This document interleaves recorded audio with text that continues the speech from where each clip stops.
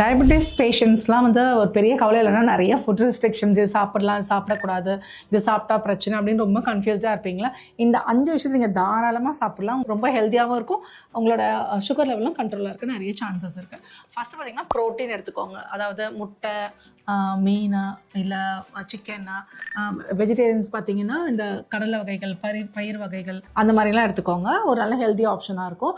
Second வந்து nuts எடுத்துக்கோங்க. அது என்ன நட்ஸாக வேணால் இருக்கலாம். அதே மாதிரி சீட்ஸ் எடுத்துக்கோங்க. பம்கின் சீட்ஸ் ஆகட்டும், சியா சீட்ஸு, ஃப்ளாக்ஸ் சீட்ஸு, அந்த மாதிரி உங்களுக்கு என்ன மாதிரி ஃப்ளேவர் பிடிச்ச சீட்ஸ் இருக்கோ அதெல்லாம் எடுத்துக்கோங்க. ஃபோர்த்து பார்த்தீங்கன்னா கண்டிப்பாக வந்து உங்களோட டயட்டில் வந்து ஃப்ரூட்ஸ் எடுத்துக்கோங்க. டெய்லியும் சீசனல் ஃப்ரூட்டாக இருந்தால் உங்களுக்கு ரொம்பவே நல்ல ஆப்ஷனாக இருக்கும். ஃபிஃப்த்து பார்த்தீங்கன்னா ஃபைபர் எடுத்துக்கோங்க. வெஜிடபிள்ஸ் எந்த அளவுக்கு நீங்கள் நார் சத்து எடுத்துக்கோங்க அந்த அளவுக்கு நல்லது. இது எல்லாமே பார்த்தீங்கன்னா உங்கள் டயட்டில் வந்து உங்களுக்கு எந்த டைம் வேணால் நீங்கள் எடுத்துக்கலாம். ஃப்ரூட் மட்டும் ஈவினிங்கில் எடுத்துக்க அவாய்ட் பண்ணுங்க.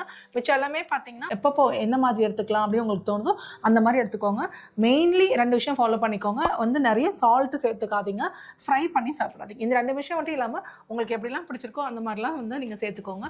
நீங்கள் எந்த மாதிரி இதெல்லாம் ஆட் பண்ண போகிறீங்க உங்களோட ஃபுட்லன்னு சொல்லிட்டு கமெண்ட்டில் சொல்லுங்கள். இந்த மாதிரி டயபெட்டிஸ் பற்றி இன்ஃபர்மேஷன் நம்மளோட சேனலை ஃபாலோ பண்ணிக்கோங்க. தேங்க்யூ.